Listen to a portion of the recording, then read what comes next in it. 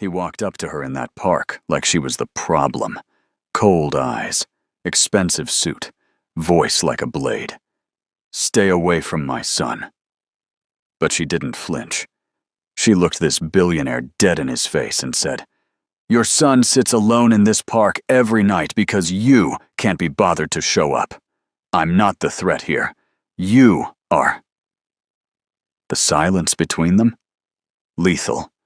And then something shifted in his eyes, something he clearly hadn't felt in years, because he started coming home earlier, then earlier. Then one night, after his son fell asleep, he looked at her and said, "You walk into my house, and you bring light.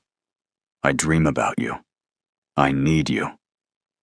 She had gone there for an 8-year-old boy who drew houses with no people inside. She was not supposed to fall for the man who built those empty walls, but now his mother is standing in that living room, looking at her like she is nothing. You do not belong here, and you never will. And the worst part? Sarah is already halfway packed. A powerful man finally cracked open for the first time in 8 years. A little boy with tears streaming down his face, and a woman one decision away from either the greatest love of her life or the most devastating mistake she will never recover from. Hello, friends. This story is going to take you on a wild journey, and believe me, the twists will leave you speechless. If you're ready, hit that like button, settle in, and don't forget to subscribe so we can reach 1,000 subscribers together. Your support means the world and keeps these stories coming. Let's begin. Sarah Monroe had learned early in life that children carried their loneliness differently than adults. Adults built walls, created distance, buried themselves in work or alcohol or anything that numbed the ache. But children, they just got quiet. They folded into themselves like origami, smaller and smaller, until you almost stopped seeing them altogether. Her grandmother had told her that once back in Chicago, when Sarah was 7 and freshly orphaned, sitting at the kitchen table and refusing to cry.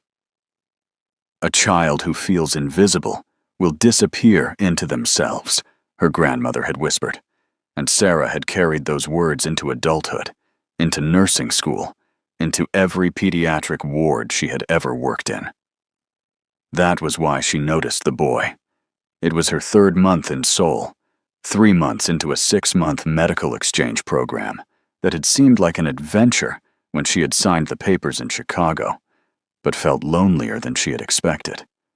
The language barrier was real, the cultural differences stark, and despite the kindness of her co-workers at Seoul Medical Center, Sarah often found herself jogging through Seon-Yudo Park in the evenings, just to clear her head, to remember why she had come here in the first place, to help children, to matter to someone. The boy was there on a Tuesday evening, sitting alone on a park bench in a Navy school uniform, his backpack beside him, his hands folded in his lap, like he was waiting for something that might never come. Sarah noticed him because he was so still, unnaturally so for a child, and because the sun was setting and the park was emptying, and no adult had come to claim him. She slowed her jog, glanced around for a parent or guardian. Saw no one. The boy was maybe 7 or 8 years old, with dark hair that fell across his forehead, and eyes that tracked the other children playing soccer in the distance, with a longing so acute it made Sarah's chest tighten. She hesitated, then lifted her hand in a small wave. The boy saw her, but did not wave back. He just blinked, his expression unreadable, and then looked away. Sarah jogged past, telling herself it was not her business, that Seoul was safe, and maybe this was normal. Maybe Korean parents let their kids sit alone in parks at twilight. But the thought nagged at her all evening, and when she returned to her tiny studio apartment in Itaewon, she could not stop thinking about his face. The next evening, he was there again. Same bench, same uniform, same folded hands. This time Sarah did not jog past. She slowed to a walk, then stopped a few feet away, giving him space, but making her presence known. The boy glanced at her, wary, and Sarah offered a gentle smile. "Hi," she said in English, her Korean still too clumsy for conversations. "I'm Sarah." The boy stared at her for a long moment, then looked down at his hands. Sarah did not push. She just stood there, letting him get used to her. And after a minute she sat on the grass nearby, not on his bench, but close enough to be companionable. She pulled out her phone and pretended to scroll, but really she was watching him from the corner of her eye, noting the way his shoulders were hunched, the way he kept glancing at the park entrance like he was waiting for someone who was very late. 20 minutes passed, then 30. The sky darkened from orange to violet, and still no one came, up at her, and for the first time she saw up at her, and for the first time she saw his eyes clearly. They were dark and deep, and far too sad for a child.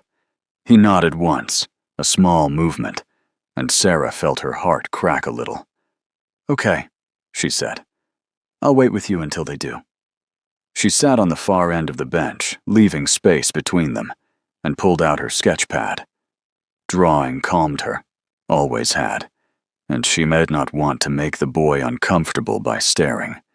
She sketched the trees, the fading light, the curve of the park path, and after a while, she felt the boy's gaze on her. "You draw pretty," he said quietly, in careful English. Sarah looked up, surprised and delighted. "Thank you. Do you speak English?" "A little," the boy said. "My mom. She taught me before." He stopped, his face clouding, and Sarah knew better than to ask before what. "What's your name?" she asked instead. "Kang Min-jun." "It's nice to meet you, Min-jun." Sarah tore a page from her sketchpad and handed it to him, along with a pencil. "Want to draw something?" Min-jun hesitated, then took the paper. His fingers were small and careful as he began to sketch, and Sarah watched as he drew a simple house, a tree, a sun. It was the kind of drawing any child might make, except there were no people in it. No family standing in front of the house, no friends beneath the tree.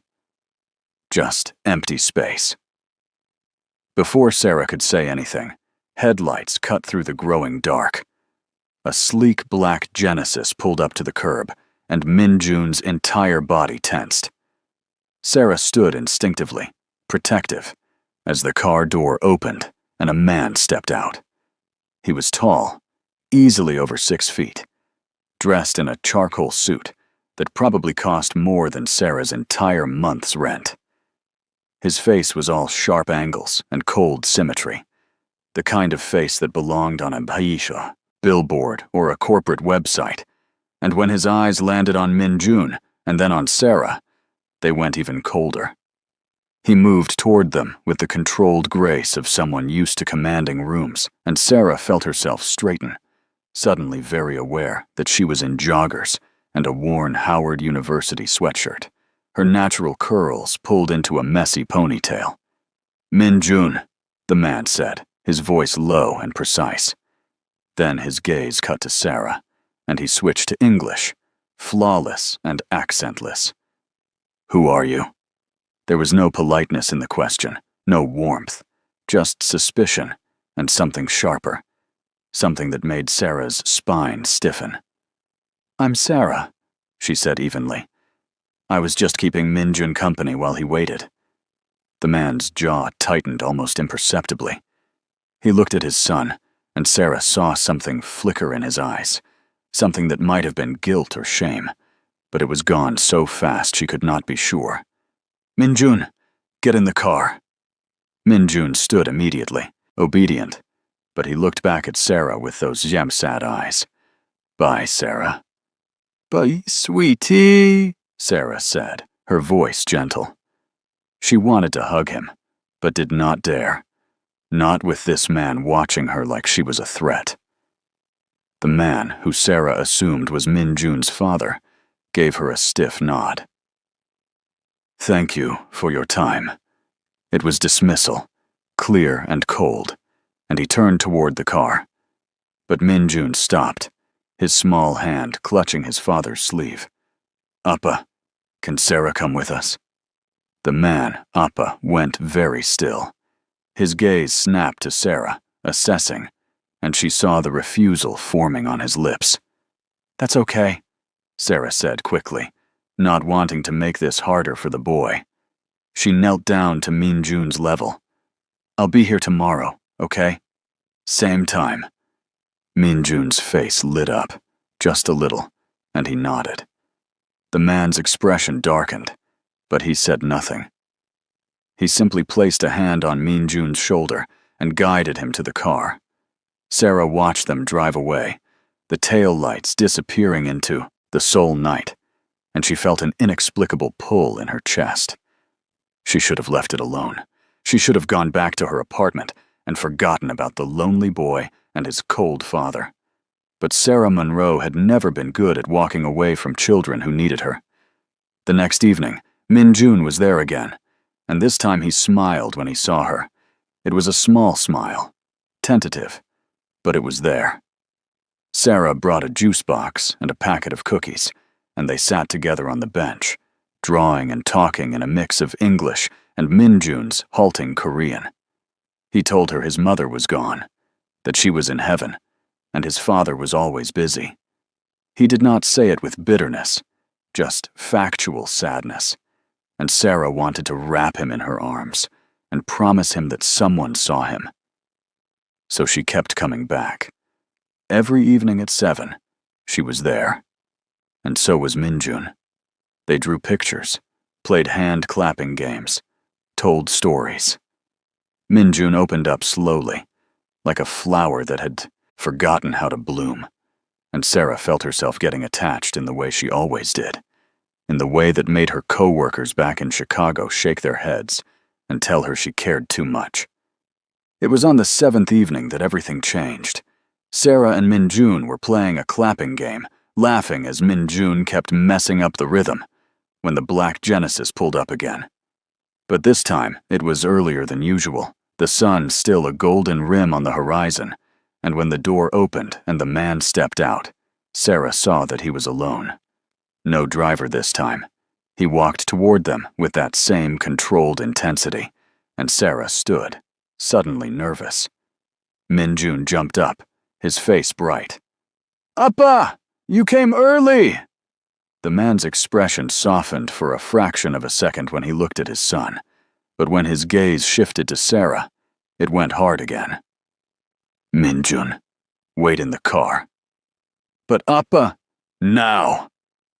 The authority in his voice was absolute, and Min-jun obeyed, though he looked back at Sarah with worry. Sarah watched him go, then turned to face the man, crossing her arms. "Is there a problem?" she asked. "Yes," the man said flatly. "You." Sarah blinked. "Excuse me?" He stepped closer, close enough that she had to tilt her head back to meet his eyes, and she caught the faint scent of expensive cologne and something darker, something like exhaustion. "I don't know who you are or what you want, but I need you to stay away from my son." The words hit like a slap. Sarah's temper, usually so controlled, flared. "I'm not doing anything wrong. I'm just spending time with a lonely kid who sits by himself every night because his father can't be bothered to pick him up on time." The man's eyes flashed, dangerous and dark. "You know nothing about me." "I know your son is 8 years old and he's being raised by strangers," Sarah shot back. "I know he lights up when someone pays attention to him because he's so starved for it. I know." "Enough." His voice was low, lethal, and Sarah fell silent despite herself. He stared at her for a long moment, his jaw working, and then he exhaled sharply. "Who are you?" "Sarah Monroe. I'm a pediatric nurse at Seoul Medical Center." She lifted her chin. "And I'm not a threat to your son. I'm probably the only person who actually talks to him." Something in the man's face shifted. The anger was still there, but underneath it, Sarah saw something else. Pain, maybe. or shame. He looked away, toward the car where Min Jun was watching them through the window, and when he spoke again, his voice was quieter. He talks about you. The admission seemed to cost him. Every night. Sarah this, Sarah that. He asked me if you could come to dinner. Sarah's anger deflated slightly. He's a sweet kid. He is. The man looked back at her, and for the first time his gaze was not cold. It was searching, almost desperate. I need to know you're not, I don't know, trying to use him. Use him? Sarah's voice rose. For what? Money. Access. Publicity. He said it like he had dealt with this before, like people had tried to get close to his son for the wrong reasons. I'm Kang Ji-hoon. I own Kang Industries. Sarah stared at him blankly. Am I supposed to know what that is? For the first time, Kang Ji-hoon looked taken aback. You don't? No. I'm from Chicago. I've been in Seoul for 3 months, and I spend my time at the hospital or jogging. I don't follow Korean business or whatever. She shook her head. I don't want anything from you, Mr. Kang. I just like your son. He's good company. Ji-hoon studied her for a long, uncomfortable moment, and Sarah had the strangest feeling that he was cataloging every detail of her face. Her curly hair escaping her ponytail, her lack of makeup, the frayed cuffs of her sweatshirt. Then he reached into his suit jacket and pulled out a business card. I'll have someone look into you, he said bluntly. If you're telling the truth, I'll be in. Touch. Sarah took the card, more out of shock than anything. Look into me. Are you serious? Completely. He turned and walked back to the car, and Sarah stood there, stunned and irritated and inexplicably flustered. Before he got in, he paused and looked back at her. If you are who you say you are, then thank you for making him smile. Then he was gone, and Sarah was left holding a business card that read Kang Ji-hoon, CEO, Kang Industries in embossed letters. 3 days later, Kang Ji-hoon walked into Seoul Medical Center like he owned it. Sarah was in the pediatric wing, singing a silly song to a toddler with a broken arm, when she looked up and saw him standing in the doorway. He was in another suit, this one navy, and he looked completely out of place among the bright murals and tiny chairs. Sarah's heart did a strange, traitorous flutter before she tamped it down. She finished the song, kissed the toddler's forehead, and walked over to Ji-hoon. Very aware that her co-workers were staring. Mr. Kang, she said coolly, this is a surprise. We need to talk, he said, privately. He led her to the hospital cafeteria, which was mostly empty at this hour, and they sat across from each other at a small table. Ji-hoon folded his hands, his gaze direct and unsettling. I had you investigated, he said without preamble. Sarah's mouth fell open. You what? Sarah Monroe, 24 years old, pediatric nurse, raised by your grandmother in Chicago after your parents died in a car accident when you were 7. Top of your class. No criminal record. No debt. No suspicious activity. He rattled off the facts like he was reading a report, and Sarah felt a flush of anger and something else, something uncomfortably like being seen. You're exactly who you said you are. Of course I am, Sarah snapped. You had no right. I have every right when it comes to my son. His voice was hard, unyielding. I don't apologize for protecting him. They stared at each other, tension crackling in the air, and then Ji-hoon's expression shifted. I want to hire you. Sarah laughed, a sharp, disbelieving sound. What? Be Min Jun's evening companion. 2 hours a day, 4 days a week. I'll pay you 5 million won a month.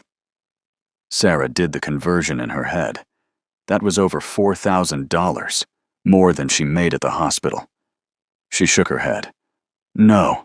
Ji-hoon frowned, clearly not used to being refused. Why not? Because Min Jun doesn't need a paid babysitter. Sarah said, leaning forward. He needs a parent. He needs you. Something cracked in Ji-hoon's expression, a fracture in the ice. I'm aware of what I'm failing at, Miss Monroe. Then why are you here offering me money instead of just, I don't know, coming home earlier? Because I can't. The admission was raw, almost angry. I've tried. I sit in my office and I tell myself to leave, to go home, to have dinner with him, and I can't make myself do it. I look at him and I see her, and He stopped abruptly, his jaw clenching. Sarah's anger ebbed. She saw it then, the grief he was carrying, the way it had calcified into avoidance. Mr. Kang, he needs you, Ji-hoon said quietly. I've never seen him smile the way he does when he talks about you. He asked me last night if you were magic because you make him feel happy. His voice cracked, just barely. Please, I'm not asking you to replace me. I'm asking you to help him while I figure out how to be what he needs. Sarah looked at this man, this powerful, untouchable CEO who was sitting in a hospital cafeteria and begging her to save his son from his own emotional paralysis, and she felt her resolve crumble. I'll do it, she said, but not for the money. I'll take enough to cover my time, but I'm not doing this as your employee. I'm doing it as Min-jun's friend. Ji-hoon's shoulders sagged slightly, relief written across his face. Thank you. And you have to promise me something, Sarah added. You have to try.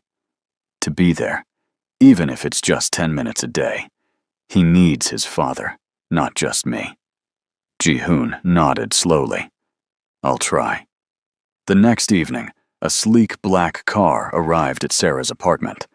The driver, a polite older man who introduced himself as Mr. Cho, opened the door for her, and Sarah slid into the leather interior, feeling completely out of her depth. The drive to Hanam-dong took 20 minutes, winding through streets that grew progressively more elegant, and when they pulled up to the Kang estate, Sarah's breath caught. It was not a house. It was a compound, modern and sprawling, all glass and steel and sharp lines, perched on a hillside with a view of the Han River that probably cost more than Sarah would make in a lifetime. The gate opened automatically, and Mr. Cho drove them up a long driveway to the entrance. Min-jun was waiting at the door, bouncing on his toes. Sarah! You came! He ran to her and hugged her waist, and Sarah laughed, hugging him back. Of course I did. I promised, didn't I? She looked up and saw Ji-hoon standing in the doorway, watching them. His expression was unreadable, but his eyes were dark and intense and fixed on her in a way that made her skin prickle. Welcome, he said, his voice formal. Please, come in. The interior of the house was as cold and beautiful as the exterior. Marble floors, high ceilings, floor-to-ceiling windows that framed the city like a painting. Everything was white, or black, or gray, sleek and modern and utterly devoid of warmth. There were no family photos on the walls, no toys scattered on the floor, no signs that a child lived here at all. It felt like a mausoleum. Min-jun tugged her hand. Come see my room. Sarah let him pull her up a floating staircase to the second floor, down a hallway to a bedroom that was twice the size of her apartment. It was just as sterile as the rest of the house, all white furniture and minimalist decor, but Min-jun had clearly tried to make it his own. There were drawings taped to one wall, a pile of books on the nightstand, a stuffed bear on the bed. This is Mr. Bear, Min-jun said, holding up the toy. He was my mom's. Sarah's heart clenched. He's perfect. They spent the next 2 hours playing games, reading stories, drawing pictures. Min-jun was a different child here, in his own space with someone who was paying attention to him. He laughed and chattered and showed Sarah every treasure he owned, and she soaked it all in, memorizing his joy. When it was time for dinner, they went downstairs to find Ji-hoon in the dining room. He had changed out of his suit into dark slacks and a white button-down. The sleeves rolled up to reveal strong forearms, and Sarah tried very hard not to notice how good he looked. Dinner was prepared by the housekeeper, Mrs. Lim, a kind woman who clearly adored Min-jun. It was traditional Korean food, beautifully presented, and they ate in near silence until Min-jun started telling his father about the game he and Sarah had played. Ji-hoon listened, his attention entirely on his son, and Sarah saw the effort it took for him to be present, to ask questions, to engage. It was like watching someone relearn a language they had once been fluent in. After dinner, Min-jun yawned, and Sarah stood. "I should go. It's getting late." "No." Min-jun grabbed her hand. "Stay a little longer, please." Sarah looked at Ji-hoon, who nodded. "Mr. Cho can take you home whenever you're ready." So Sarah stayed. She and Min-jun curled up on the couch in the living room and watched a movie, some animated thing about a lost robot, and Min-jun fell asleep halfway through, his head on Sarah's shoulder. She did not move, did not want to wake him, and when she looked up, she found Ji-hoon standing in the doorway, watching them. He crossed the room silently and sat in the armchair across from them. For a long moment, neither of them spoke. "Thank you," Ji-hoon said finally, his voice low. "For this." "You don't have to keep thanking me," Sarah said softly. "I like spending time with him." "Why?" Ji-hoon's gaze was piercing. "You don't know us. You owe us nothing. Why do you care so much?" Sarah looked down at Min-jun's sleeping face. "Because I was him once. The kid who lost her parents and felt invisible. My grandmother saved me, made me feel seen, and I guess I'm trying to be that for someone else." Ji-hoon was quiet for a long time. Then, "I'm sorry. About your parents. I'm sorry about your wife." His expression shuddered immediately, the walls slamming back into place. "Min-jun told you." "A little. Just that she's gone." Sarah hesitated. "He misses her." "I know." Ji-hoon's voice was tight. I don't know how to talk to him about her. Every time I try, He stopped, shook his head. "I'm not good at this." "You could be," Sarah said gently, "if you let yourself." Ji-hoon looked at her. Really looked at her, and Sarah felt the weight of that gaze like a physical touch. "You're very certain of that. I see the way you look at him when you think no one's watching," Sarah said. "You love him. You're just scared." "Terrified," Ji-hoon admitted, and the honesty of it stole Sarah's breath. Of failing him, of losing him, of feeling anything at all. Sarah wanted to reach out, to touch his hand, to comfort him. But Min-jun stirred against her shoulder, and the moment passed. Ji-hoon stood abruptly. "I should put him to bed." He lifted Min-jun easily, cradling him like he weighed nothing, and Sarah watched them disappear upstairs. When Ji-hoon returned, he looked more composed, the vulnerability locked away again. "Mr. Cho will take you home," he said. Sarah nodded and gathered her things. At the door, she paused. "Mr. Kang, can I ask you something?" "Ji-hoon," he said. "Call me Ji-hoon." The informality felt like a gift. "Ji-hoon, then. Why did you really hire me? It's not just about Min-jun, is it?" Ji-hoon's eyes darkened, and he stepped closer. Close enough that Sarah could feel the heat of him. "No," he said quietly. "It's not." He did not elaborate, and Sarah did not push. But as she rode home in the back of the car, her heart racing for reasons she did not want to examine, she knew that something had shifted between them. Something dangerous and inevitable, and she had no idea how to stop it. So, dear friends, let's be honest for a second. Sarah is in trouble. The good kind of trouble. The kind where a gorgeous, brooding Korean CEO just looked at her like she's the answer to every question he's been too afraid to ask. And we all know where this is heading. If you're already feeling the butterflies, Smash that like button and subscribe because what's coming next is going to wreck you in the best way. We're talking stolen glances, forbidden touches, and a love story so intense you'll forget to breathe. Trust me, you don't want to miss a single moment of this. The routine settled in faster than Sarah expected. 4 evenings a week, Mr. Cho picked her up from the hospital, drove her to the Hanam Dong estate, and she spent 2 to 3 hours with Min Jun. They cooked together in the massive kitchen, much to Mrs. Lim's delight. They played games in the backyard garden. They did homework at the dining table, Min Jun's English improving rapidly under her patient guidance. And slowly, steadily, the sterile house began to feel less like a mausoleum and more like a home. What Sarah had not expected was Ji-hoon. He started coming home earlier. Not early by normal standards. It was usually 7 or 8 in the evening, but for a man who apparently lived at his office, it was significant. He would walk through the door in his perfectly tailored suits, his tie loosened, exhaustion carved into the lines of his face, and he would stop when he saw them. Just stop and stare, like he was trying to memorize the scene. Sarah, laughing at something Min Jun said. Min Jun's hands covered in paint from an art project. The warm smell of food cooking, something Sarah had taught Mrs. Lim to make. Southern fried chicken or mac and cheese, or her grandmother's cornbread recipe. And then Ji-hoon would join them. It started small.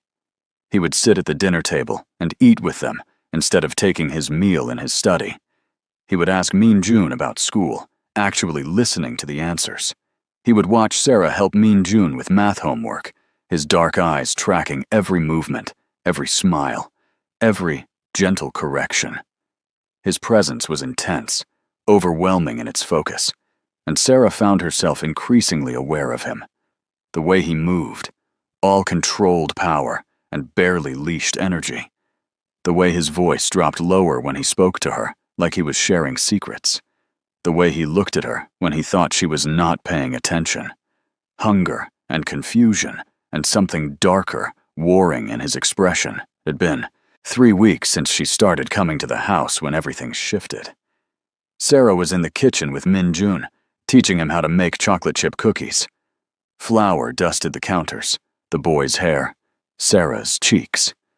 Min Jun was giggling as he tried to crack an egg and got shell fragments everywhere, and Sarah was laughing too, gently fishing out the shells, when she felt the prickle of awareness down her spine. She turned. Ji-hoon stood in the kitchen doorway, still in his suit jacket, his briefcase in hand. But he was not looking at his son. He was looking at her, at the way her curls had escaped the loose bun she had tied them in, at the smudge of flour on her jaw, at the joy in her face. His expression was unguarded for once, raw and wanting, and Sarah's breath caught. "Appa!" Min Jun broke the moment, running to his father with flour-covered hands. "We're making cookies! Sarah says I can have 3 if I eat all my dinner." Ji-hoon's gaze finally left Sarah, and he smiled at his son. A real smile, small but genuine. 3 cookies. That's a good deal. "Will you help us?" Min Jun asked, tugging his father's hand. Ji-hoon hesitated, glancing down at his expensive suit, and Sarah found herself saying, "We have aprons." His eyes met hers, dark and intense. "Do you?" "Mrs. Lim keeps them in the pantry," Sarah said, her voice steadier than she felt. "Unless you're afraid of a little mess." It was a challenge, gentle but deliberate, and Ji-hoon's eyes flashed with something that made Sarah's stomach flip. "I'm not afraid of anything, Miss Monroe." "Sarah," she corrected, just like she had been correcting him for weeks. "And prove it." So Ji-hoon took off his jacket, rolled up his sleeves, and put on an apron that looked absurdly domestic on his tall, imposing frame. He stood next to Sarah at the counter, close enough that their arms brushed, and let Min Jun boss him around about measuring flour and mixing batter. Sarah tried to focus on the recipe, on Min-jun's excitement, on anything except the heat of Ji-hoon's body next to hers, and the way his rare laugh, deep and rough, made her skin tingle. At one point, Min-jun deliberately flicked flour at his father. It dusted Ji-hoon's dark hair, his sharp cheekbones, and Sarah gasped, expecting anger. But Ji-hoon just stared at his son for a beat, then reached into the flour bag and gently tapped Min-jun's nose, leaving a white spot. Min-jun shrieked with laughter, and the sound was so pure, so happy, that Sarah felt tears prick her eyes. Ji-hoon caught her expression. "What?" "Nothing," Sarah said, smiling. "That's just the first time I've heard him laugh like that." Something shifted in Ji-hoon's face. Gratitude and pain tangled together. He held her gaze for a long moment, and Sarah wondered if he could hear her heart pounding, if he knew that she was becoming dangerously attached to both of them. When the cookies were in the oven, Min-jun ran off to wash his hands, leaving Sarah and Ji-hoon alone in the kitchen. Sarah started cleaning up, wiping down the counters, hyper-aware of Ji-hoon moving around the space, putting ingredients away. He came to stand beside her at the sink, handing her the mixing bowl, and their fingers brushed. Sarah jerked back like she had been burned. Ji-hoon went very still. "Sarah." She did not look at him, focusing on scrubbing the bowl. "Yes?" "Look at me." It was not a request. Sarah's hands stilled, and slowly she turned. Ji-hoon was watching her with an intensity that made her knees weak, his dark eyes searching her face like he was looking for something specific. "You're good for him," Ji-hoon said quietly. "For us." "I'm just doing what anyone would do," Sarah managed. "No." Ji-hoon stepped closer, and Sarah's back hit the counter. He was not touching her, but he was close enough that she could smell his cologne, something expensive and woodsy, could see the faint shadow of stubble on his jaw. "You're doing what I should have done years ago. You're making him feel loved." "Ji-hoon," Sarah breathed, and she saw his eyes darken at the sound of his name on her lips. "I watch you with him," Ji-hoon continued, his voice dropping lower, more intimate. "The way you listen when he talks about his day, the way you ruffle his hair when he gets an answer right, the way you hug him goodnight. And I can't stop thinking about what it would feel like if you—" "Appa! Sarah! The cookies!" Min-jun's voice rang out from the dining room, and Ji-hoon stepped back abruptly, the spell broken. Sarah exhaled shakily, her heart racing, and they both turned to focus on pulling the cookies from the oven, on anything except what had almost just happened. But that night, as Mr. Cho drove Sarah home, she could still feel the phantom heat of Ji-hoon's body close to hers, could still see the want in his eyes, and she knew she was in trouble. The next week brought a complication Sarah had not anticipated. She was at the hospital, finishing up her shift, when one of the attending physicians, Dr. Marcus Chen, stopped by the nurses' station. Marcus was American, originally from San Francisco, handsome, in an easy, approachable way that made patients and staff alike comfortable. He had been friendly to Sarah since she arrived, helping her navigate the cultural differences, inviting her to staff dinners. "Hey, Sarah," Marcus said, leaning against the counter with a smile. "A few of us are grabbing drinks in Itaewon on Friday. You should come." Sarah hesitated. She had been so focused on Min-jun, and, if she was honest, on Ji-hoon, that she had not really socialized outside of work. "I don't know, I usually—" "Come on," Marcus interrupted, his smile widening. "You've been in Seoul for 4 months, and I bet you haven't seen any of the nightlife. Just a couple hours. It'll be fun." Before Sarah could answer, her phone buzzed. A text from Mr. Cho, running 10 minutes late. "Apologies." "Is that your ride?" Marcus asked. "I can give you a lift if you need one." "No, it's fine," Sarah said quickly. "He's just running late." Marcus raised an eyebrow. He? Do you have a boyfriend I don't know about? Sarah laughed, shaking her head. No, nothing like that. It's complicated. Well, uncomplicate it and come out with us on Friday, Marcus said. I promise it'll be worth it. He walked away before Sarah could decline again, and she sighed, gathering her things. When she went downstairs, Mr. Cho was waiting, apologetic as always, and they drove to Hanam-dong in comfortable silence. Min-jun greeted her at the door with a drawing he had made at school, a picture of the three of them, him in the middle holding hands with Sarah on one side, and a tall figure labeled Appa on the other. Sarah's throat tightened as she looked at it, at the way Min-jun had drawn all of them smiling.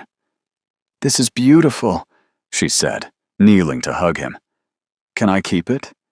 Min-jun nodded eagerly. I made it for you. They were in the living room, building an elaborate castle out of blocks, when Ji-hoon came home. Earlier than usual, it was barely 6:30, and he looked almost surprised to find himself there.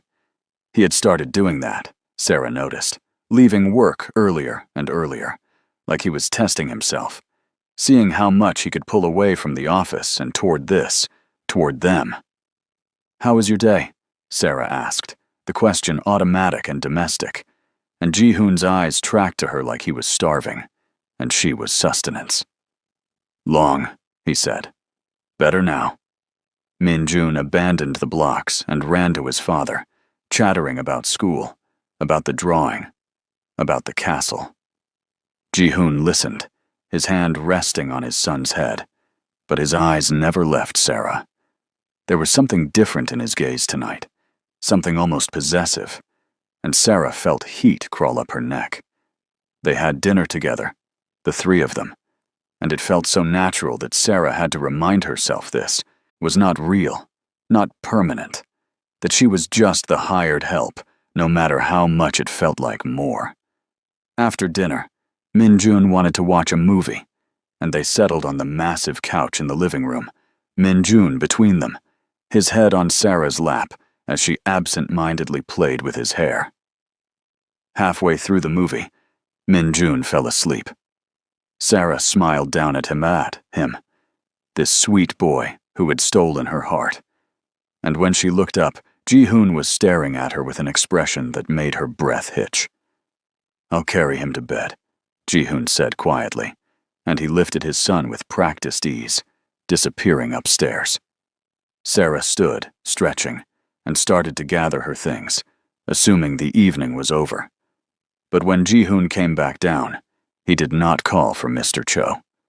Instead, he walked to the bar cart in the corner and poured 2 glasses of wine. Stay, he said, holding one out to her. Please.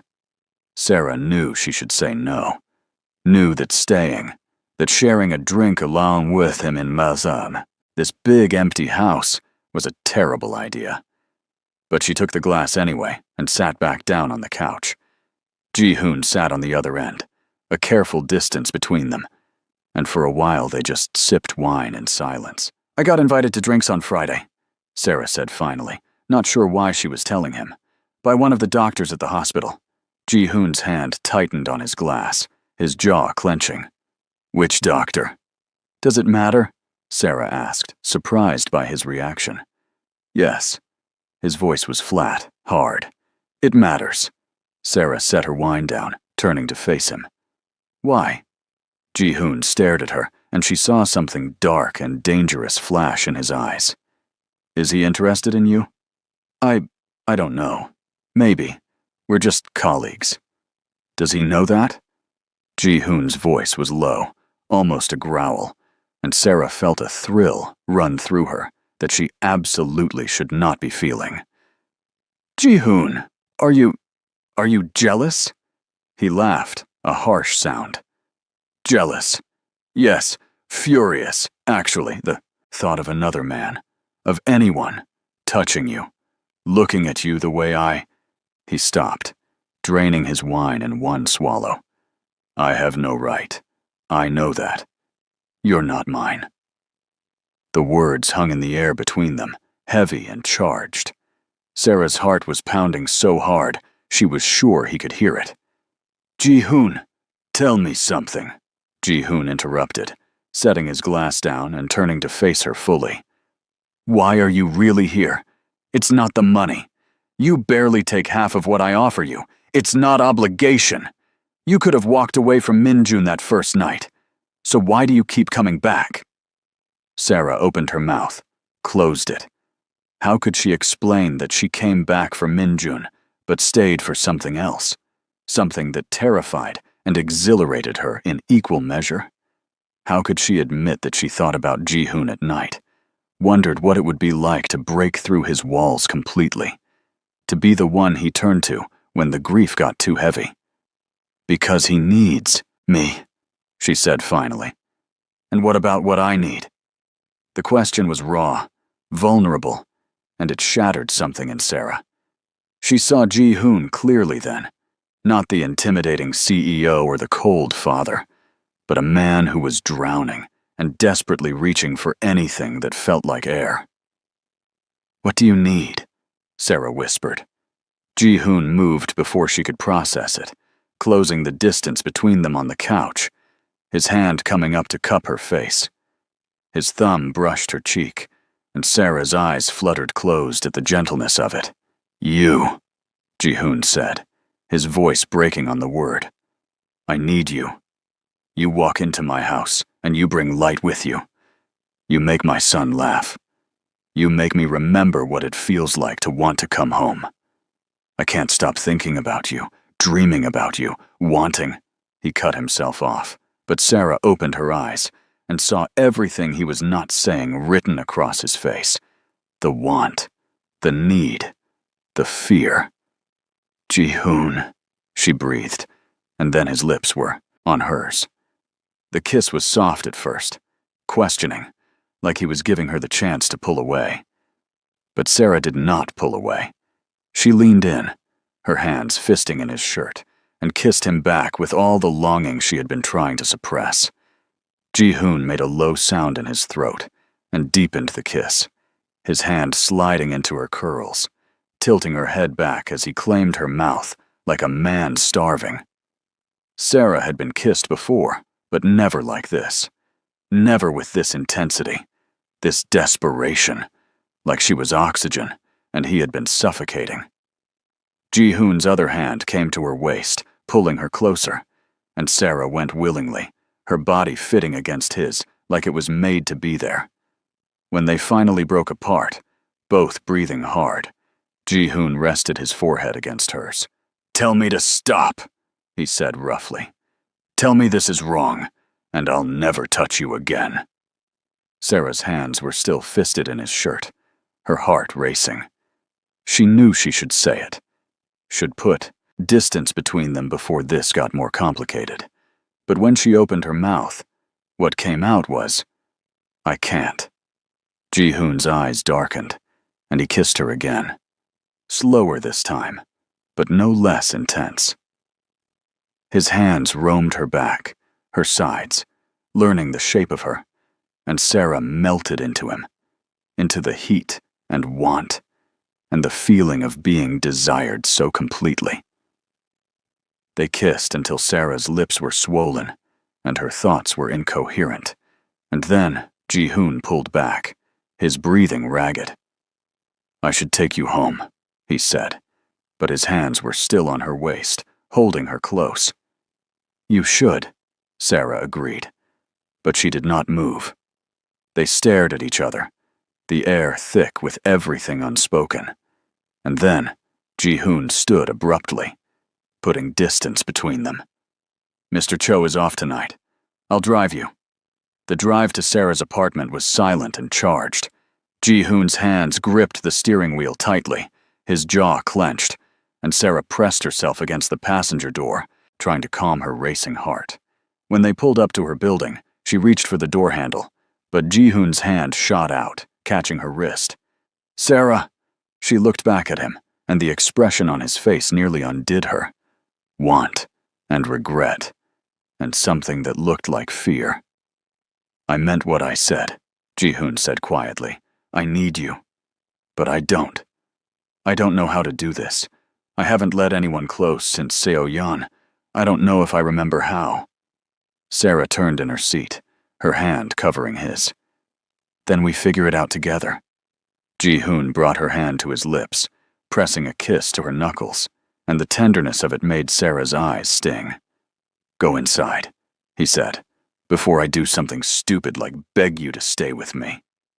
Sarah went, her legs shaky, and when she reached her apartment door, she looked back. Ji-hoon was still there, watching her, and he did not drive away until she was safely inside. That night, Sarah lay in bed and touched her lips, still able to feel the ghost of his kiss, and wondered what she had just started. The next 2 weeks were a dangerous game of stolen moments and loaded glances. Ji-hoon came home earlier every night, and after Min-jun went to bed, he and Sarah would find excuses to be alone together. A glass of wine in the living room, a walk through the garden, conversations that stretched late into the night, peeling back layers, exposing wounds and hopes and fears. Ji-hoon told her about Seo-yeon, how she had been an artist, free-spirited and warm, his complete opposite. How she had gotten pregnant unexpectedly, and they had been terrified, but excited. How the pregnancy had complications from the start, and the doctors had warned them.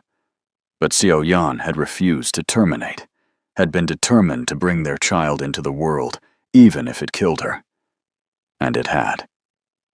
She hemorrhaged during the C-section, Ji-hoon said one night, his voice hollow. I was in the room. I watched her. I watched the life leave her eyes, and there was nothing I could do. I had all the money, all the resources, the best doctors, and I couldn't save her. Sarah took his hand, threading her fingers through his. It wasn't your fault. I know that here, Ji-hoon said, tapping his head. But not here. He pressed his other hand to his chest. Every time I look at Min-jun, I see what loving someone cost me. I see her sacrifice. And I'm terrified that if I let myself love like that again, I'll lose everything. But you're already losing, Sarah said gently. You're losing time with your son. You're losing the chance to be happy. Fear is stealing your life, Ji-hoon. He looked at her, and in his eyes, Sarah saw a war being waged. And then you showed up, he said, and for the first time in 8 years, I want to try. You make me want to try. They kissed again that night, and the next, and the next. Careful kisses in shadowed hallways, desperate kisses when the want became too much. Ji-hoon was careful never to push too far, always pulling back before things went past a point of no return. But the tension between them was a living thing, coiling tighter with every touch. Sarah knew it was reckless, knew that she was falling for a man who was still in love with a ghost, who came with complications she could barely comprehend. But she could not stop. Every smile Ji-hoon gave her felt like a victory. Every time he reached for her hand felt like a gift. And Min-jun, sweet Min-jun, was blossoming under the attention of both of them, his laughter filling the house more and more. It felt like a family. It felt like home. And that was when everything fell apart. Sarah arrived at the estate on a Thursday evening to find an unfamiliar car in the driveway, a sleek black Maybach that screamed old money. Mrs. Lim met her at the door, her expression anxious. Madam Kang is here, Mrs. Lim said quietly. Mr. Kang's mother. Sarah's stomach dropped. Should I come back another time? No, Mr. Kang said you should come in. But be careful. Sarah had no idea what that meant until she walked into the living room and saw the woman sitting on the couch like she owned it, which Sarah supposed. She probably did. Madam Kang was in her early 60s, elegant and cold, dressed in a designer hanbok, her hair pulled back in a severe bun. She looked at Sarah the way someone might look at an insect they found in their kitchen, with distaste and confusion. Min-jun was sitting on the far end of the couch, unnaturally still and quiet, and when he saw Sarah, his face lit up. "Sarah!" He ran to her, and Sarah hugged him, acutely aware of Madame Kang's eyes tracking every movement. "Min-jun," Madame Kang said sharply, in Korean. "Come here." Min-jun hesitated, looking up at Sarah, and she gave him an encouraging nod. He went back to the couch, and Sarah stood awkwardly in the doorway until Ji-hoon appeared from his study. His expression was carefully blank, but Sarah saw the tension in high, up and down with unconcealed disdain. Then Madame Kang looked Sarah up and down with unconcealed disdain, then spoke in rapid Korean. Sarah did not understand the words, but the tone was clear. Disapproval. Disgust. Ji-hoon's jaw clenched. "We will speak in English, Mother. It's rude otherwise." Madame Kang's lips thinned, but she switched languages. "So, you are the American nurse?" "Yes, ma'am," Sarah said, keeping her voice polite. "It's nice to meet you." "Is it?" Madame Kang's smile was cold. "Ji-hoon, we need to speak. Privately." "Anything you have to say can be said in front of Sarah," Ji-hoon said, his voice hard. "Very well." Madame Kang stood, and despite being a full head shorter than Sarah, she somehow made Sarah feel small. "I heard from Mrs. Lim that you have been spending a considerable amount of time with my grandson, that my son has been, shall we say, distracted lately. So I came to see for myself what could possibly be so captivating." The word dripped with condescension, and Sarah felt her temper flare. But before she could respond, Ji-hoon stepped forward. "That's enough," he said coldly. "Is it?" Madame Kang's eyes flashed. "You bring a stranger, a foreign woman, into our home. Let her influence your son, and I am simply supposed to accept it?" "She's not a stranger," Ji-hoon bit out. "She's been more of a parent to Min-jun in 2 months than I've been in 8 years. Madame Kang recoiled like she had been slapped, then her gaze cut to Sarah, sharp and assessing. "I see. And what exactly do you want from my son, Miss Monroe? Money? A visa? Perhaps a wealthy husband?" "Mother!" Ji-hoon's voice was a whip crack. But Sarah felt all the air leave her lungs. She had known, logically, that this might happen, that Ji-hoon's family would not approve. But hearing it said out loud, hearing herself reduced to a gold digger, made her feel sick. "I don't want anything," Sarah said quietly. "I'm just here for Min-jun." "How noble," Madame Kang said, her tone making it clear she did not believe a word. She turned to Ji-hoon, switching back to Korean, her voice rising. Sarah did not need to understand the language to know what was being said. She heard the anger, the accusations, and she saw Ji-hoon's face go hard and cold. Min-jun was crying silently on the couch, and Sarah wanted nothing more than to go to him. But she felt frozen. Finally, Madame Kang stopped speaking and looked at Sarah one last time. "You do not belong here," she said in English, "and you never will." Then she whipped out of the room, calling for her driver, and Sarah stood there trembling.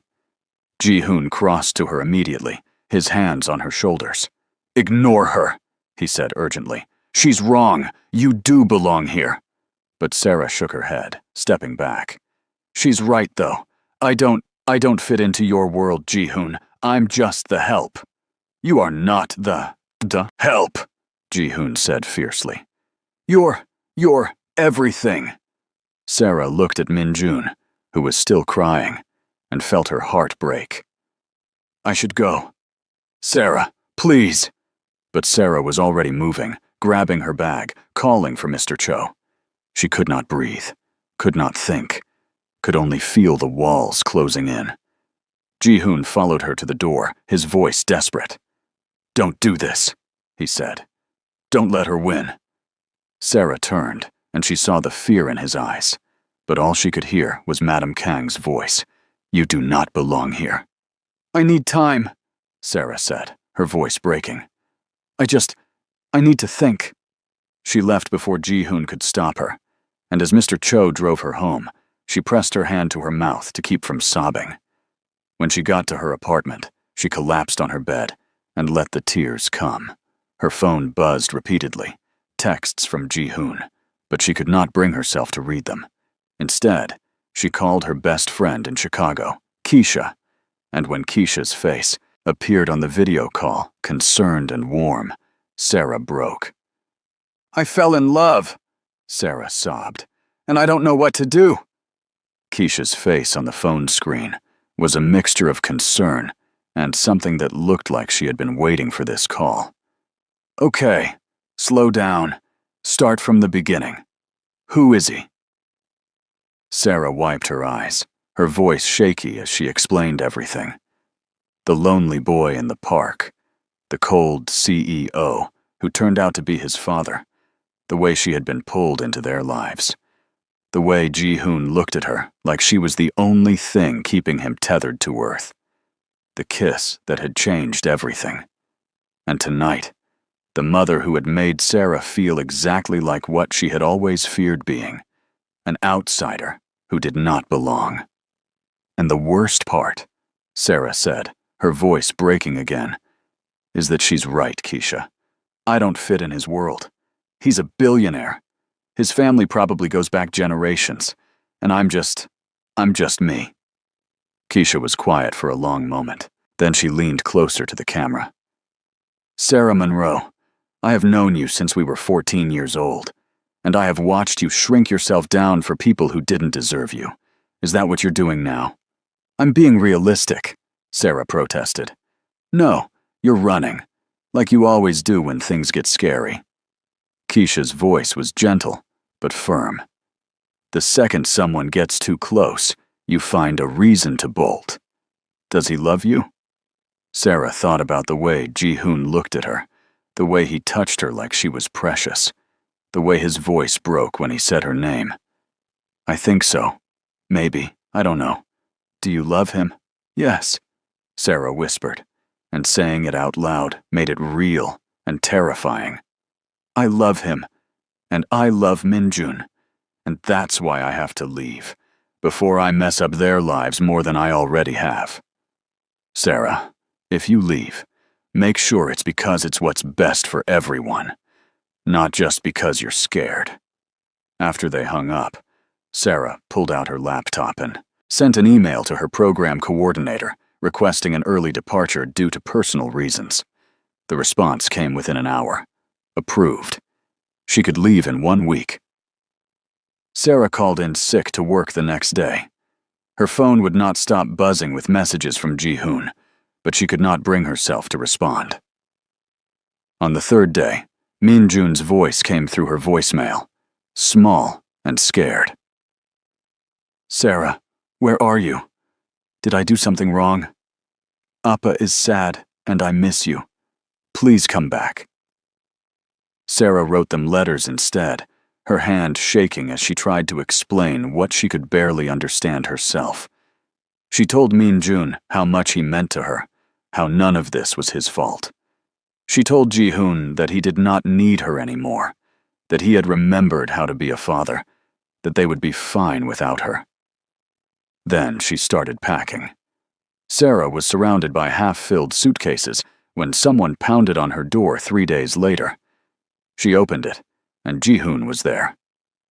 Disheveled in a way she had never seen him. His tie was gone, his hair messed up, his eyes wild. Behind him, holding his hand, and looking small and scared, was Min-jun. "Don't," Ji-hoon said before she could speak. "Don't tell me this is for the best. Don't tell me you're protecting us. Don't run from this." Min-jun's eyes filled with tears when he saw the suitcases behind her. "You're really leaving?" Sarah's heart cracked. "Min-jun, sweetie." "I love you," Ji-hoon interrupted, his voice raw and desperate. "I'm in love with you, Sarah. I don't care what my mother thinks. I don't care what anyone thinks. You brought light back into our lives, and I'm not letting you walk away without fighting for you." He stepped forward, his intensity overwhelming. Stay. Please. Choose us the way we're choosing you.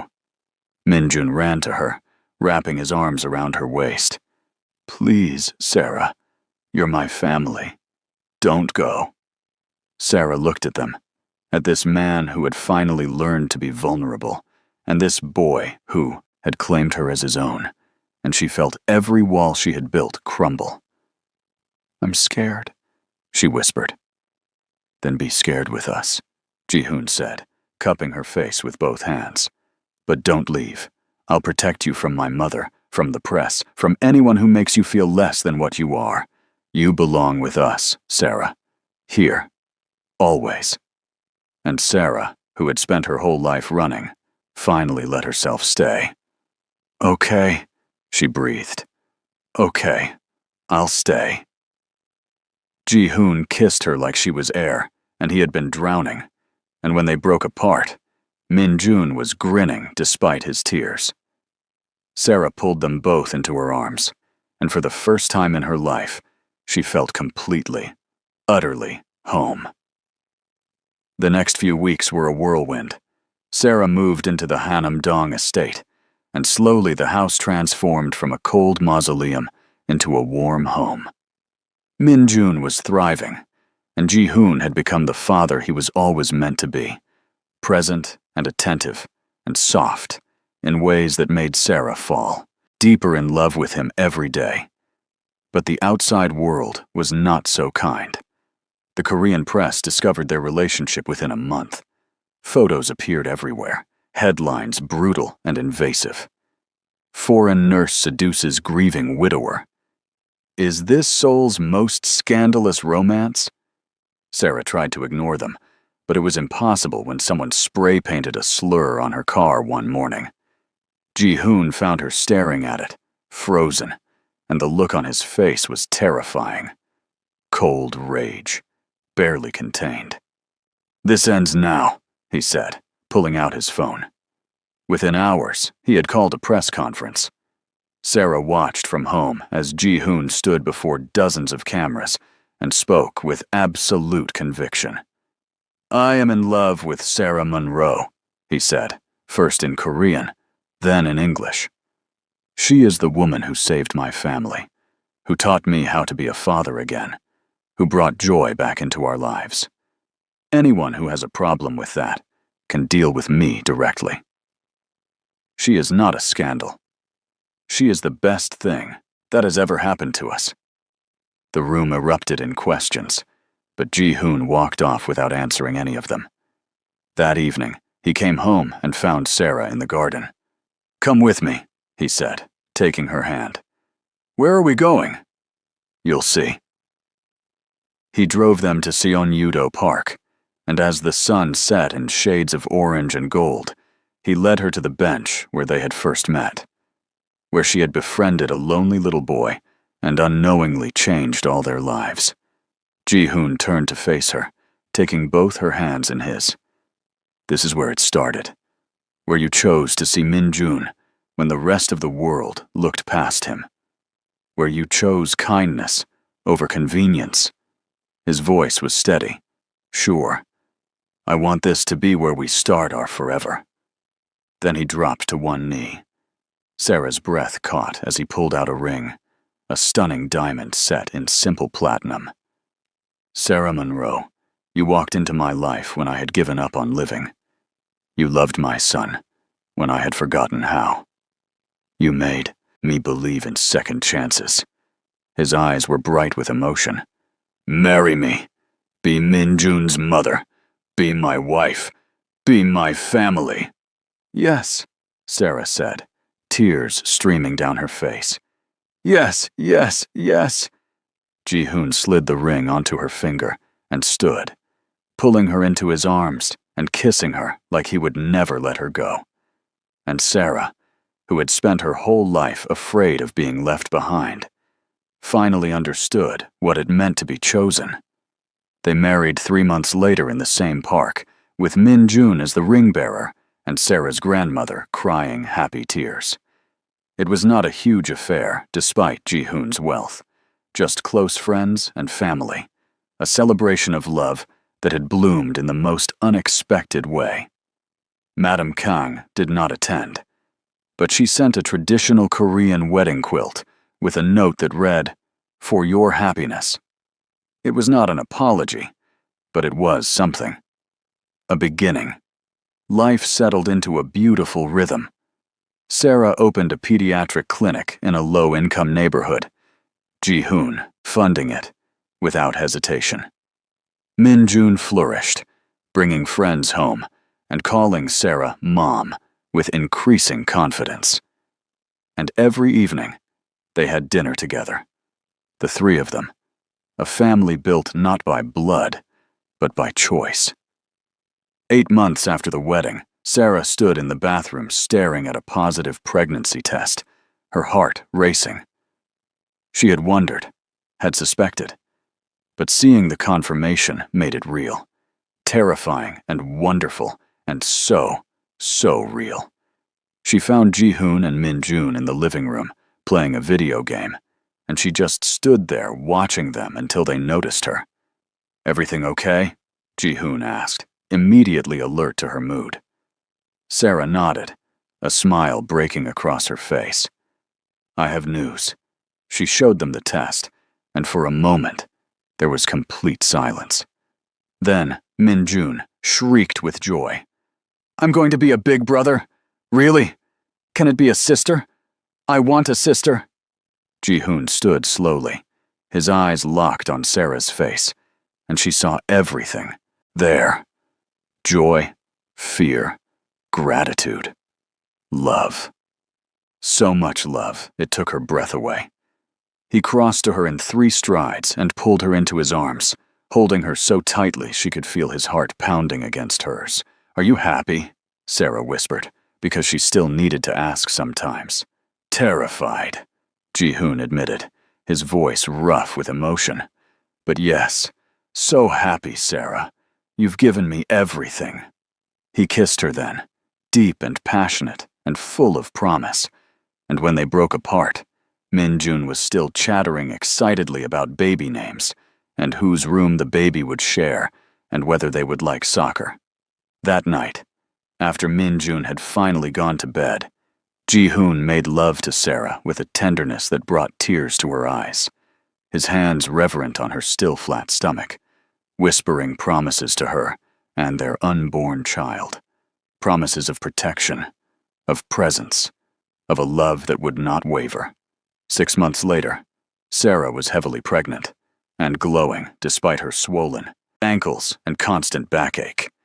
Ji-hoon had become almost comically protective, hovering and fretting and driving her crazy with his concern. Min-jun talked to her belly every night, telling his baby sister, because they had found out it was a girl, about his day and all the things they would do together. One evening, as the sun began to set, Ji-hoon helped Sarah into the car. "Where are we going?" she asked, one hand on her belly where the baby was kicking enthusiastically. "You'll see," Ji-hoon said with a mysterious smile. He drove them to Sun-yudo Park, and Sarah's heart clenched with recognition and love. He helped her out of the car carefully, supporting her weight as they walked slowly to their bench. The park was quiet, peaceful, the sky painted in shades of pink and gold. They sat together, Sarah leaning into Ji-hoon's warmth, his arm around her shoulders, and his other hand resting on her belly. Min-jun had stayed home with Mrs. Lim, giving them this moment alone. "Do you remember the first time you saw Min-jun here?" Ji-hoon asked softly. Sarah smiled. "How could I forget? He looked so small and so sad, sitting all alone. I just wanted to make sure he was okay." "You did more than that," Ji-hoon said, pressing a kiss to her temple. "You saved him. You saved us, both." "I think you saved me too," Sarah said, tilting her head to look at him. "I was so lonely before I met you. I had convinced myself that being alone was safer than risking love. And then there was Min-jun. And then there was you. And suddenly, I had everything I had ever been too afraid to want." Ji-hoon turned to face her fully, his eyes soft and full of wonder. Fate brought you to this park that day, brought you to us, and I thank God every single day that you chose to stay. The baby kicked hard, as if agreeing, and they both laughed. Ji-hoon's hand spread wide over Sarah's belly, feeling their daughter move, and his expression was one of pure, unguarded joy. "We're going to be okay, aren't we?" Sarah asked, a question she still needed answered sometimes. "We're going to be more than okay," Ji-hoon promised. "We're going to be happy, messy and imperfect, and so happy." He kissed her as the sun set behind them, painting the sky in brilliant colors, and Sarah felt the baby kick again, felt Min-jun's love even from home, felt the weight of Ji-hoon's devotion, and she knew he was right. She had befriended the loneliest boy in the park, and in doing so, she had found her forever. A family built on choice and courage, and a love that had bloomed in the most unexpected way. And as she sat there in Ji-hoon's arms, their daughter dancing beneath her heart, Sarah Monroe finally understood what it meant to be home. Not a place, but a feeling. Not perfect, but real. Not because it was easy, but because it was worth fighting for. And it was worth everything. If you'd love more stories like this, don't forget to like and subscribe to help the channel reach 1,000 subscribers. Your support truly makes a difference. Now, I want to hear from you. Would you have stayed and fought for love, despite family disapproval and public scrutiny? Could you open your heart to love again after losing someone the way Ji-hoon did? And if you were Sarah, would you have run to protect them, or stayed to fight for your place in their lives? Leave your answers in the comments. I read them all and truly enjoy hearing what you think. Let me know where you're watching from and what kinds of love stories you enjoy. Thank you for experiencing every moment of Ji-hoon and Sarah's journey with me. I'll see you in the next story, and trust me, it's one worth staying for.